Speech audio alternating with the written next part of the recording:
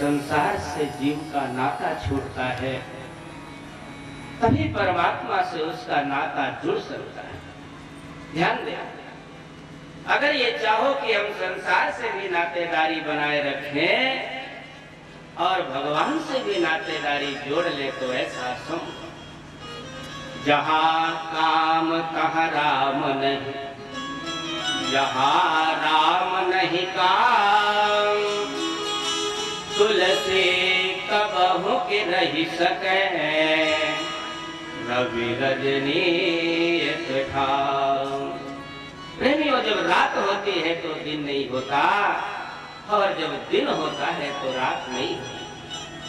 हृदय में अगर हमने ठाकुर को स्थान दे दिया है, हृदय में अपने ठाकुर को बसा लिया है, तो संसार बिल्कुल निरर्थक लगने लगता है। संसार के सारे पदार्थ बिल्कुल तुच्छ समझ में आने लगे। संसार के पदार्थों में सुख आनंद तो तभी तक है जब तक हमारे हृदय में परमात्मा का निवास नहीं। आज ध्रुव जी के महाराज के हृदय में परमात्मा निवास कर गए। ध्रुव जी सबको छोड़ करके जंगल के लिए गए। रास्ते में संत जी का दर्शन हुआ। क्योंकि एक बात और ध्यान देना, जब तक जीवन में संत कृपा नहीं होती तब तक भगवंत कृपा नहीं हो सकती। राम दुआरे तुम रखवारे, होत न आज्ञा बिनु पैसारे। अगर राम का दर्शन करना है तो पहले हनुमान जी से अनुमति लेनी ही पड़ेगी। प्रेमियों, भगवंत कृपा तभी प्राप्त होती है जब अमलात्मा संतों का चरणाश्रय प्राप्त होता है, संतों की कृपा प्राप्त होती है। नारद जी जैसे संत का दर्शन हुआ, नारद जी को प्रणाम किया। ध्रुव महाराज ने नारद जी ने परीक्षा लेने के लिए थोड़ा इधर उधर की बातें कही, पर ध्रुव जी तो अपने विश्वास पर अटल।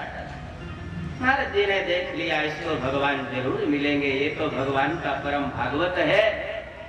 तुरंत उन्होंने भगवान का स्वरूप वर्णन करके सुनाया और बिना दीक्षा के भगवत प्राप्ति होने में विलंब होता है, इसलिए उन्होंने दीक्षा दिया। बढ़िया द्वादशाक्षर मंत्र ओम नमो भगवते वासुदेवाय की दीक्षा नारद जी ने ध्रुव जी के कान में सुनाया।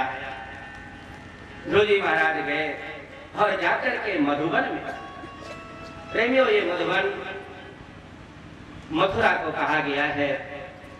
मथुरा में जाकर के ध्रुव जी ने सुंदर यमुना में स्नान किया। एक बड़ा विशाल पत्थर था, उसमें एक पैर से खड़े होकर के भगवान की तपस्या करना, जैसा नारद जी ने प्रभु का स्वरूप बताया था उस स्वरूप को हृदय में धारण किया और धारण करके अखंड तपस्या करना प्रारंभ कर दिया। प्रेमियों ध्रुव जी की तपस्या बड़ी विलक्षण यहाँ पर लिखा हुआ, त्रिरात्रांते त्रिरात्रांते कपेत बदरासनः। प्रेमियों जब प्रारंभ में इन्होंने तपस्या प्रारंभ की, 3-3 दिन की इनकी समाधि लगने लगी। 3 दिन के बाद जब समाधि से अलग होते हैं, जंगल में कैथा बेर इत्यादि खा करके अपनी क्षुधा को शांत करते। दूसरे महीने की तपस्या आरंभ किया। दूसरे महीने में 6-6 दिन की समाधि लगने लगी। 6 दिन के बाद जब समाधि से अलग होते हैं, कैथा बेर को भी छोड़ दिया और पेड़ों के नीचे जो सूखे पत्ते गिरते हैं उन पत्तों को खा करके यमुना जी का पानी पी ले। विचार करो, 4 वर्ष का 5 वर्ष का बालक कितनी कठिन तपस्या कर रहा है। तीसरे महीने की तपस्या प्रारंभ हुई, 9 दिन की समाधि लगने लगी। 9 दिन के बाद जब समाधि से अलग होते हैं, पत्तों को खाना भी बंद कर दिया, केवल यमुना का जलपान कर ले। प्रेमियों चौथे महीने की तपस्या प्रारंभ किया। चौथे महीने में 12-12 दिन की समाधि लगने लगी। 12 दिन के बाद जब समाधि से अलग होते हैं, यमुना का जलपान भी बंद कर दिया, केवल वायु भक्षण कर लेते हैं, हवा को ले लेते हैं, श्वास ले लेते हैं और तपस्या का अभ्यास करते हैं। पंचमे मास्यनुप्राप्ते जित श्वासो जितेन्द्रियः। प्रेमियों जिस समय 5वें महीने की तपस्या प्रारंभ हुई, ध्रुव महाराज ने हवा को भी जीत लिया और अखंड तपस्या करने लगे। वायु को रोक करके परमात्मा का चिंतन करते। देवताओं को श्वास लेना मुश्किल हो गया। देवता दौड़े दौड़े नारायण भगवान के पास गए, प्रभु ये क्या हो रहा है? भगवान ने कहा, इंद्र परेशान न हो, तुम्हारे स्वर्ग को चाहने वाला नहीं है, ये तो मेरे परम पद को चाहने वाला है। मैं स्वयं जाता हूँ, जाकर इसको तपस्या से अलग करूंगा। सहस्र शीर्षा पिततो गरुत्मता मधोर्वनं भृत्यदिद्रक्षया गतः। बड़ी विलक्षण बात महाराज जी ने यहाँ पर इतनी सुंदर बात लिखी है। सब जगह तो ये कहा जाता है भगवान भक्त को दर्शन देने के लिए गए, लेकिन यहाँ पर महाराज जी ने कहा भगवान भक्त का दर्शन करने के लिए गए, क्योंकि ऐसा विलक्षण भक्त भगवान को मिला नहीं। आज भगवान गरुड़ में बैठ करके भृत्य विचक्षया तृतीया का प्रयोग किया गया है। भक्त का दर्शन करने के लिए स्वयं भगवान मधुबन में उपस्थित हुए और जाकर के वरम रोही की आवाज लगाई। पर भैया ध्रुव महाराज तो अपनी अंतर्मुखी वृत्तियों से भगवान का आलिंगन कर रहे थे, आनंद में विभोर थे। बाह्य वृत्तियां तो कुछ थी नहीं, आवाज को सुन नहीं पाई। भगवान ने सोचा अरे बड़ा विलक्षण भक्त है, मेरी एक आवाज से तो ब्रह्मांड कांप उठता है और इसने तो अपने नेत्र भी नहीं खोला। भगवान ने दोबारा देखा ज्ञान दृष्टि से, अरे ये तो मेरी मूर्ति का आलिंगन अपने हृदय में कर रहा है, मुझे इसके हृदय से अपनी मूर्ति को हटाना चाहिए। दयालु भगवान ने जहाँ उस मूर्ति को ध्रुव जी के हृदय से हटाया, एकदम से पागलों के तरीके नेत्र खोला, छटपटाते हुए चारों तरफ देखने देखने लगे, लेकिन जहाँ सामने अपने वरण भगवान को देखा, दंडवत गिर करके ध्रुव जी ने प्रणाम किया। बोलिए सच्चिदानंद भगवान की। चरणों में ध्रुव महाराज गिर पड़े। भगवान ने तुरंत ध्रुव जी को उठा करके छाती से लगाया। छाती से लगा करके जब अलग किया, ध्रुव जी महाराज अपने मुख को चलाने लगे, मानो ऐसा लगा ये भगवान की प्रार्थना करना चाहिए। पर भैया विचार करो, जो कभी स्कूल ना गया हो, वर्णमाला का एक अक्षर भी ना जानता हो, भला किस मंत्रों से भगवान की प्रार्थना कर सकता? भगवान तो दयालु है, अंतर्यामी है, उन्होंने समझ लिया। तुरंत अपना शंख ध्रुव जी के कपोलों में गंडस्थल में घुमा दिया, और जैसे ही भगवान ने शंख घुमाया, मम वाचमिमां प्रसूप्ता संजीवयत्यखिल शक्तिधरः स्वधाम्ना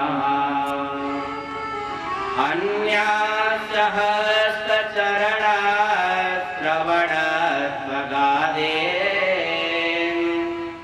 प्राणान्नमो भगवते पुरुषाय तोभ्यम्।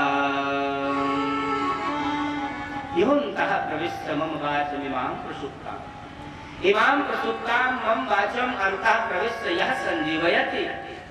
हे नारायण, समस्त प्राणियों के अंदर वाणी सोई हुई है, सभी के अंदर वाणी सोई हुई है, लेकिन वो वाणी जागृत कब होती है? जब आप उस जीव के अंदर प्रवेश करके उसकी वाणी को जागृत करते। प्रेमियों, आपके द्वारा ही ये वाणी जागृत होती है। मूक हो ही बाचाल, पंगु चढ़े गिरिवर गहन। भगवान की कृपा से गूंगा भी बोलने लगता है, भगवान की कृपा से पंगु भी पहाड़ पे चढ़ जाता है। कभी उर अजिर नचा वही वाणी। परमात्मा की कृपा से ना हो प्रेमियों, तो बड़ा से बड़ा ज्ञानी भी उसकी वाणी मूक हो जाती है, वाणी अवरुद्ध हो जाती है। इसलिए कभी भी अपने वक्तव्य पर किसी प्रकार का अभिमान नहीं करना चाहिए।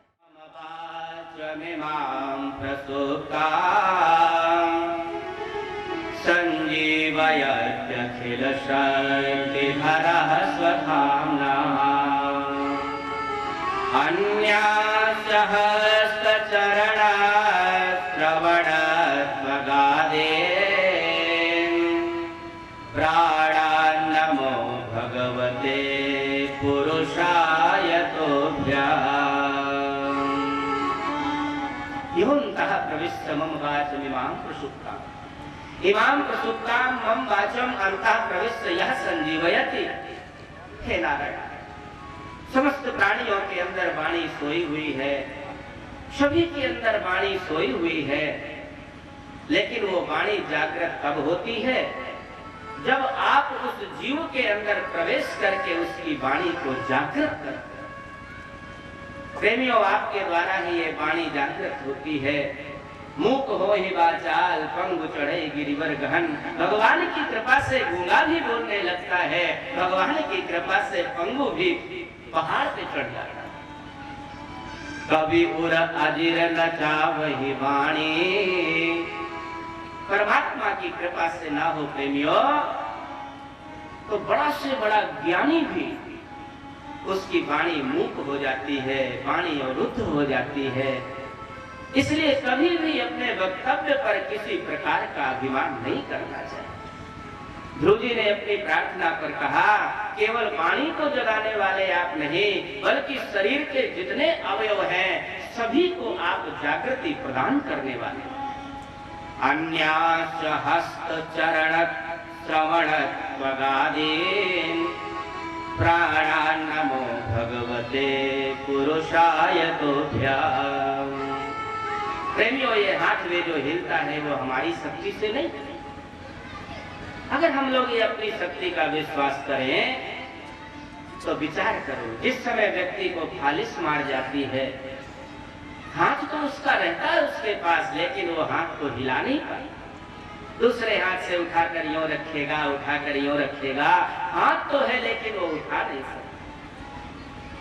आंख है लेकिन इन आंखों से वो देख नहीं सकता अगर भगवान की कृपा ना हो। आंखों की रोशनी चली जाए तो प्रेमियों आंख के रहते हुए भी हम संसार को देख नहीं सकते, क्योंकि ये भगवान की कृपा से हम देख पा रहे। कान है लेकिन सुनाई नहीं पड़ेगा अगर भगवान की कृपा ना हो।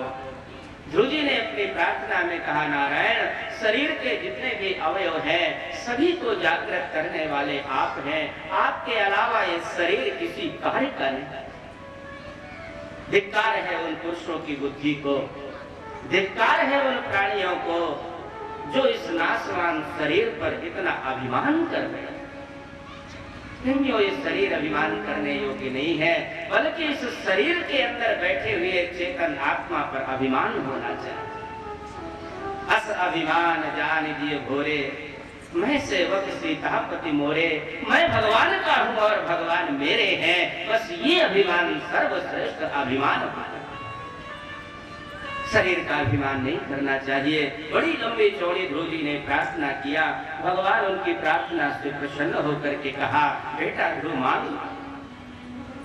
ध्रुव जी ने कहा, महाराज मुझे कुछ नहीं चाहिए, मुझे तो आपके चरणों की भक्ति चाहिए।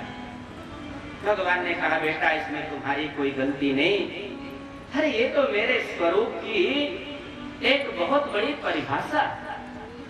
मेरा दर्शन करते ही लोगों का विचार बदल जाता है, ये मेरे दर्शनों का प्रभाव है। तो स्वामी जी ने लिखा, मम दर्शन फल परम अनूपा, मम दर्शन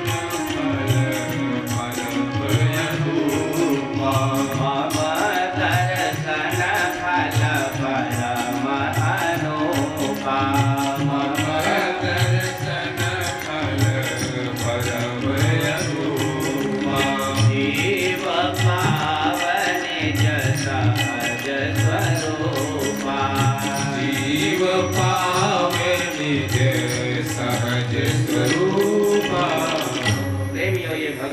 दर्शनों का प्रभाव है।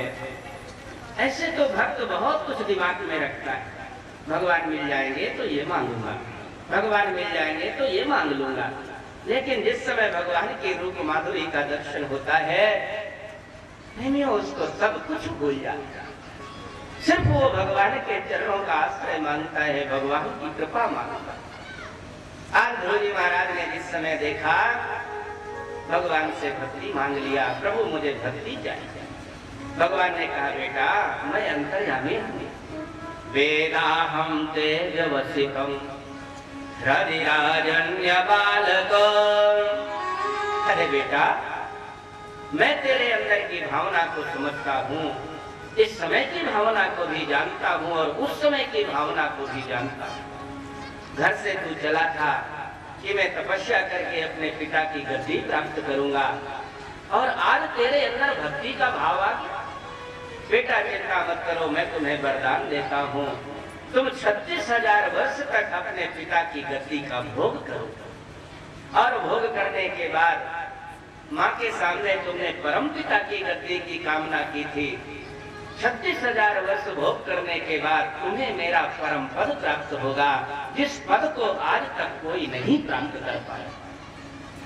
इतना बड़ा वरदान देकर के भगवान वहां से अंतर्हित हुए। ध्रुव जी महाराज वहां से बड़े उदास चित्त से अपने घर के लिए लौट पड़े। विदुर जी ने पूछ लिया, महाराज इतना बड़ा वरदान आज तक किसी को नहीं मिला, और फिर भी आप कह रहे हैं ध्रुव जी बड़े उदास चित्त से लौटे, इनकी उदासी का कारण क्या? मैत्रेय जी ने कहा, विदुर ध्रुव जी महाराज जिस समय उदास होकर लौट रहे थे, उनकी उदासी का यही कारण था। काश अगर मैंने अपने पिता की गद्दी की कामना न की होती तो आज 36,000 वर्ष के लिए भगवान से अलग न होना पड़ता। विचार कर, एक छोटी सी कामना, छोटी सी इच्छा ने ध्रुव जी को भगवान से 36,000 वर्ष के लिए अलग कर दिया। हम और आप लोग जो अपने हृदय में कामना का पहाड़ संजोए बैठे, ये भी हो जाए, ये भी हो जाए, एक फैक्ट्री और बन जाए, एक मकान और बन जाए, मेरा ये हो जाए, वो हो जाए। विचार करो प्रेमियों, भगवान से कितने जन्मों तक हमें अलग रहना पड़ेगा। ये ध्रुव जी के उदासी का कारण था। एक छोटी सी कामना ने हमको भगवान से अलग कर दिया। बड़े उदास चित्त से ध्रुव जी नगर के पास आए। कुछ ग्वाल वाल चरवाहा लोग बाहर घूम रहे थे। ध्रुव जी को पहचान लिया, दौड़ करके गए, राजा से बताया।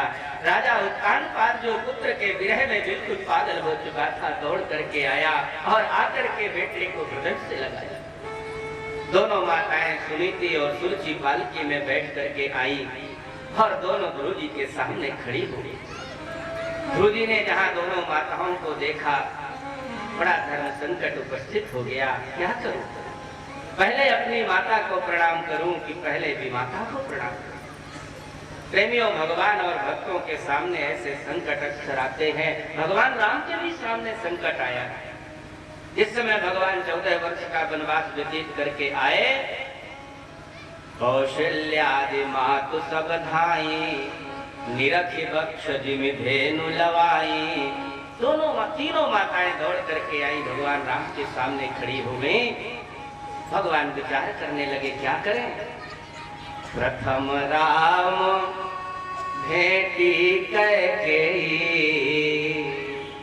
भगवान ने सबसे पहले कैकेयी के चरणों को प्रणाम किया। भक्तों का भी नियम बिल्कुल भगवान के समान होता है। ध्रुव जी ने जिस समय दोनों माताओं को देखा, दौड़ करके गए और विमाता सुरुचि के चरणों में दंडवत प्रणाम किया। सुरुचि ने ध्रुव जी को उठा करके छाती से लगा लिया। विदुर जी ने प्रश्न जड़ दिया, महाराज ये क्या? अरे आज से 5 महीने पहले यही सुरुचि गोदी से उठा करके जमीन में पटक रही थी, आज ये हृदय से क्यों लगा रही है? मैत्रेय जी ने कहा, विदुर, यस्य प्रसन्नो भगवान, यस्य प्रसन्नो भगवान गुणैर्मैत्र्यादिभिर् हरिः, तस्मै नमन्ति भूतानि निम्नमाप इव स्वयं। विदुर, जिसके ऊपर भगवान की नेक नजर हो जाती है, सारा संसार उसको अपनी छाती से लगाना चाहता है। आज तो ध्रुव जी के ऊपर भगवान की कृपा हो चुकी है। भगवान ने ध्रुव को अपनी छाती से लगा लिया है, इसलिए सारा संसार उसको अपनी छाती से लगाना चाहता है। जा पर कृपा राम की होए, जा पर कृपा राम की होए, जा पर कृपा राम की होए, जा पर कृपा राम की होए, जा पर कृपा धरहि सब कोई, जा पर कृपा धरहि सब कोई। इस समय प्रेमियों, भगवान ध्रुव जी महाराज सुरुचि से अलग हुए, दौड़ करके अपनी सगी सलोनी माँ के चरणों को प्रणाम किया।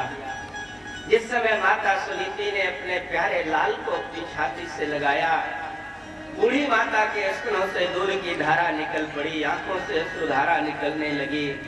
मानो दूध और जल मिलाकर के अपने बेटे का अभिषेक किया। अभिषेक करने के बाद पालकी में बिठाकर ध्रुव जी को महल में लाए। राजा उत्तानपाद ने विचार किया, जब मेरा बेटा 5 महीने की तपस्या से भगवान को प्राप्त कर सकता है, तो ये जरूर राज्य काज संभाल सकता है। तुरंत ध्रुव जी को राजा बनाया, जंगल में जाकर के तपस्या करने लगे। समय आने पर प्रेमियों, ध्रुव जी महाराज के 2 विवाह हुए। एक तो शिशुमार की कन्या ब्रह्मी के साथ हुआ, कल्प और वत्सर नाम के 2 बालक पैदा हुए, और दूसरा विवाह इला की कन्या वायु की कन्या इला से हुआ, और इनके उत्कल नाम का बालक पैदा हुआ। अलम वत्सातिरोषेण तमो द्वारेण पापमना। बेटा, ये क्रोध को त्याग दो, क्रोध बहुत हानिकारक होता है।